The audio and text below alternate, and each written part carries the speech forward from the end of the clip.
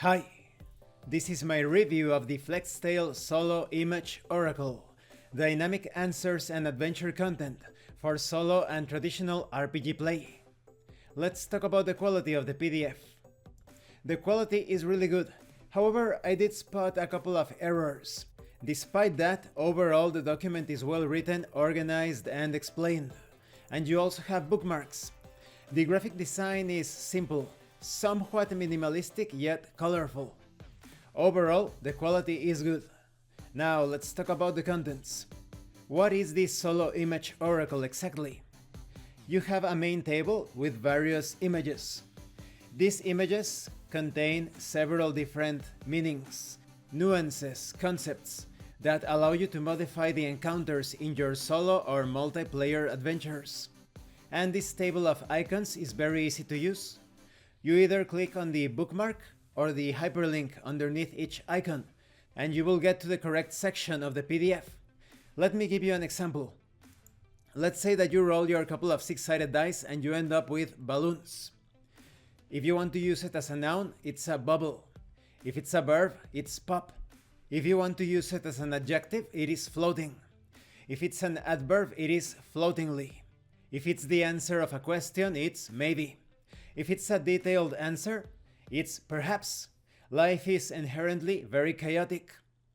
When it comes to applying it in social situations, it could be related to a bystander, in the context of informal gathering, within the choice of gather info, and the result of answers. If you are using it in combat, perhaps your foes ignore difficult terrain.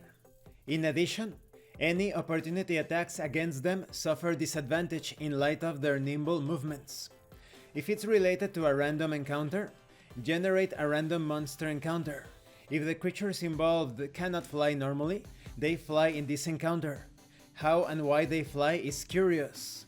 Perhaps they drank a potion of levitation or flight, or maybe they are under some sort of magical effect.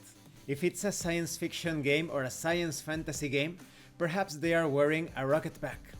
When it comes to different combat nuances, perhaps it's related to the outcome of maneuver.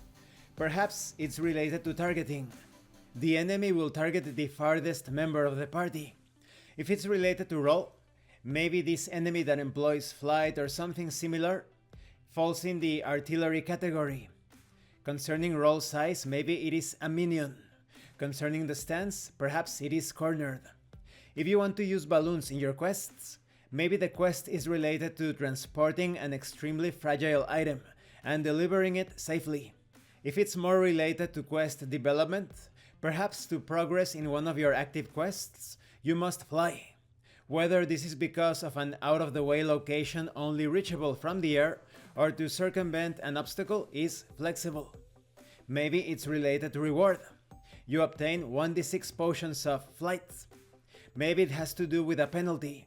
The next time the party invokes magic that alters their movement in a way like flying, the magic works initially, but a constitution save needs to be made at the end of each round for the effect to last. If it's related to the archetype of a quest, maybe it's a chase quest.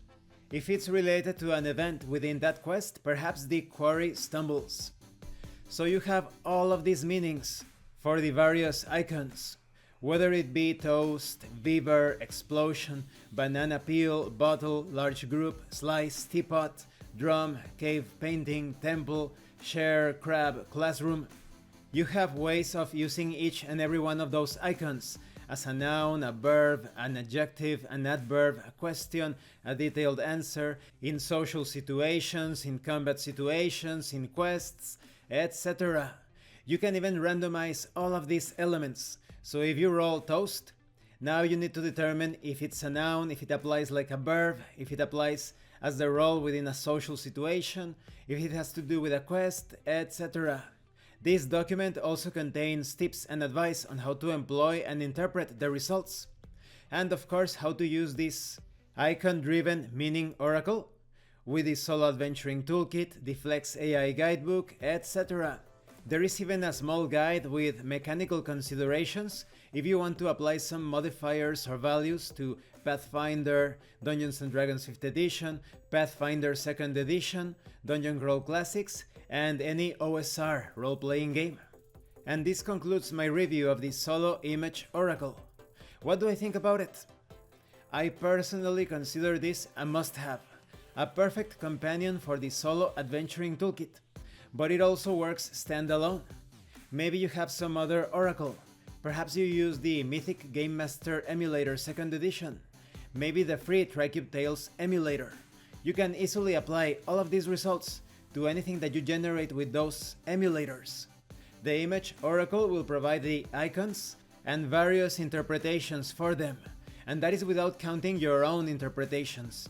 Perhaps the image of balloons inspires you to introduce a killer clown. If you are playing a horror role-playing game, perhaps it's a killer clown. If you are playing in a slice of life sort of setting, perhaps it means fair or carnival. Maybe you are playing a Wild West game. Maybe it means that there is a contest or a bet, balloons are released into the air, and you need to shoot them within a limited time in order to claim the prize. So, my highest recommendation, definitely get the FlexTale Solo Image Oracle. Thank you for watching this review, and thank you for your likes and your comments. If you have any questions or comments, please let me know. And thank you so much to those of you that are going the extra mile to support the channel. If anyone else wishes to further support the channel, the information on how to do that will be in the description below. And remember, it is better to roleplay and fail in character than not to roleplay and fail as a player. Once again, thank you, and see you later.